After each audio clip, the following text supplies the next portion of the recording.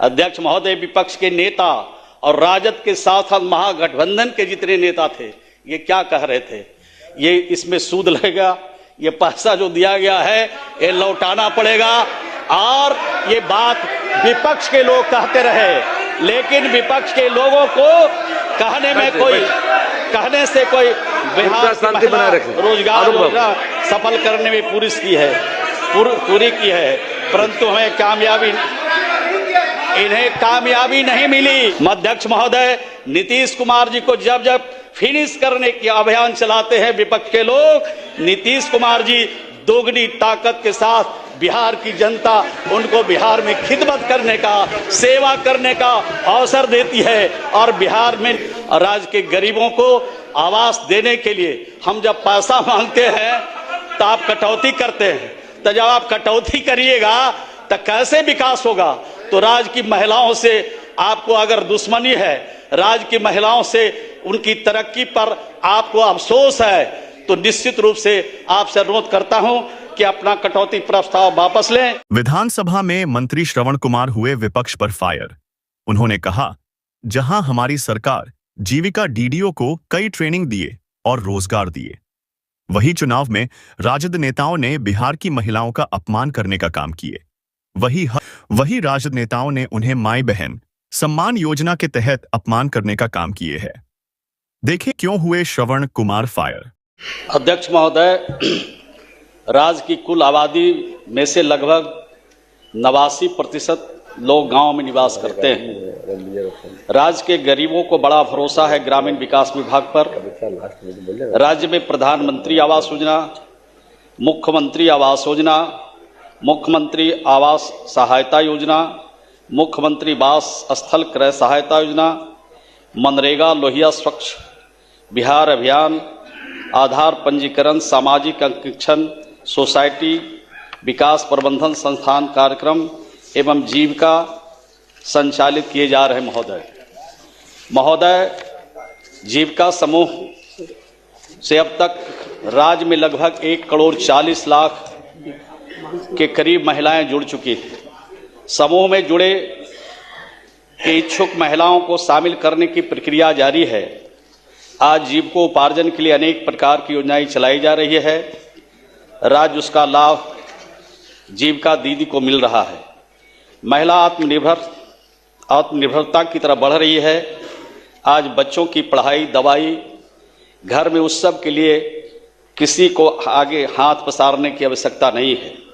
बिहार के लोकप्रिय मुख्यमंत्री श्री नीतीश कुमार जी के 20 सालों के शासन में जीविका दीदी आत्म सम्मान के साथ जीने का अवसर मिला है, इसे भूला नहीं जा सकता है।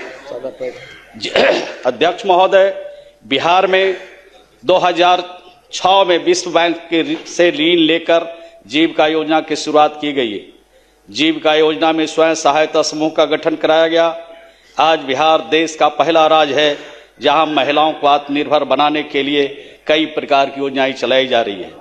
इस योजना को पूरी तरह धरातल पर उतारने के लिए बिहार के विकास पुरुष के नाम से प्रसिद्ध लोकप्रिय मुख्यमंत्री श्री नीतीश कुमार जी का योगदान को भूला नहीं जा सकता है।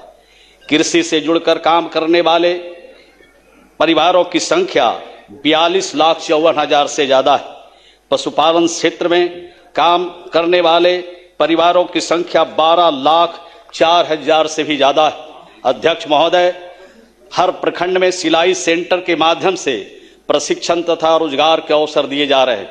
अब तक 40,000 से ज्यादा जीविका की दीदियों को प्रशिक्षण दिया जा चुका है। वित्तीय वर्ष 25-26 में लगभग 50,000 से ज्यादा जीविका की दीदियों को रोजगार उपलब्ध इन क्षेत्रों में किया गया है। आंगनवाड़ी के बच्चों के कपड़े की सिलाई का काम भी जीविका दीदी को मिला है, जिसमें 1 लाख जीविका की दीदियों को स्वरोजगार उपलब्ध हुआ है तथा दूसरे विभाग से भी संपर्क किया जा रहा है। काम का अवसर प्रदान करने की दिशा में बातचीत जारी है। राज्य के अस्पतालों में बेहतर स्वास्थ्य सेवा बहाल करने के लिए जीविका की दीदियों को परामर्शी के रूप में काम करने का अवसर मिला है। अध्यक्ष महोदय, राज्य के सभी मेडिकल कॉलेज, जिला अस्पताल, सदर अस्पताल और मंडल अस्पतालों में खाना बनाने के लिए साफ सफाई का काम जीविका की दीदियों को दिया गया है। इसमें 30,960 लोगों को स्वरोजगार दिया गया है।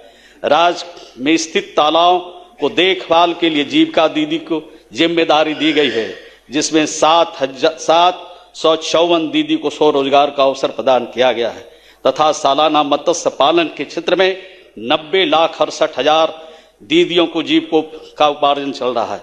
सतत जीविका उपार्जन का लाभ देने वाले की संख्या 2,01,218 है, जिन्हें राज्य के खजाने से 2 लाख रुपए तक आर्थिक सहायता दी गई है। अध्यक्ष महोदय, हमारे विपक्ष के लोग कहते हैं कि ये जीविका की दीदियों को 2 लाख रुपया आप कहां से देंगे। मैं बताना चाहता हूं, बिहार के लोकप्रिय मुख्यमंत्री ने सतत जीविका उपार्जन योजना चलाया, जो ताड़ी बेचकर जिंदगी बसर करते थे, जो शराब बेच करके जिंदगी बसर करते थे, वैसे परिवार जिनका परिवार जो हाशिए पर खड़ा था, घर का कमाने वाला दुनिया में नहीं है, वैसे लोगों को भी चिन्हित किया और 2,01,000 परिवार को चिन्हित करके उनको 2-2 लाख के अंदर उनको सहायता देके उनके जीवन में नयापन लाया गया। राज्य के हर पंचायत में जीविका भवन का निर्माण हो रहा है। राज्य में कौशल विकास के क्षेत्र में लगभग 4,08,000 से ज्यादा हम युवा युवतियों को नियोजन किया है। बिहार में लगभग आज 31,71,000 से ज्यादा आज जीविका दीदी लाखपति बन चुकी है।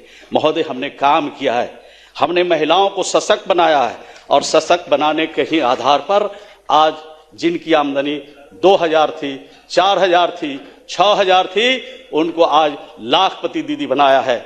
और इसी प्रकार का और भी कौशकी दूध उत्पादन क्षेत्र, दूध उत्पादन समिति बनाकर हमने काम किया है।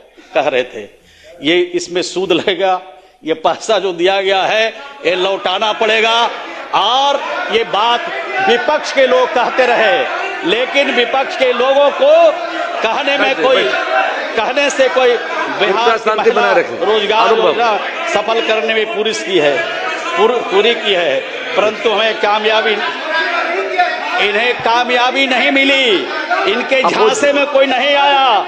और जब हर महीने माई बहन मान योजना भी चला रहे थे, इनके बारे में मालूम है कि माई बहन मान योजना चलाते नहीं है, माँ बहनों को बिहार में नहीं पूरे देश में अपमानित करने का काम करते हैं।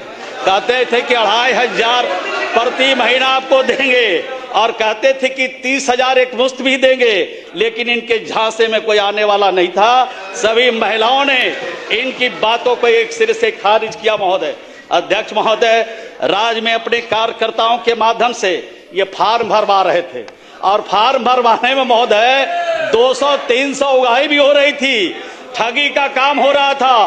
कुछ राजनीतिक दल तो गारंटी ले रहा था महोदय और कार्ड बांट रहा था और नीतीश कुमार जी को फिनिश करने में लगा था।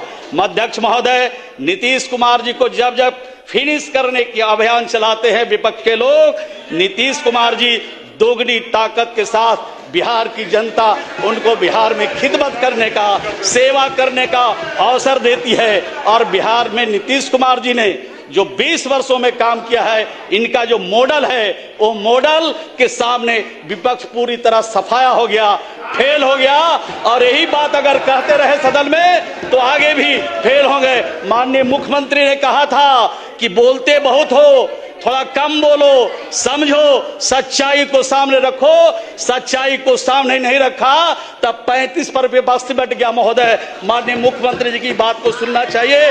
हमारा जो भाषण का पार्ट है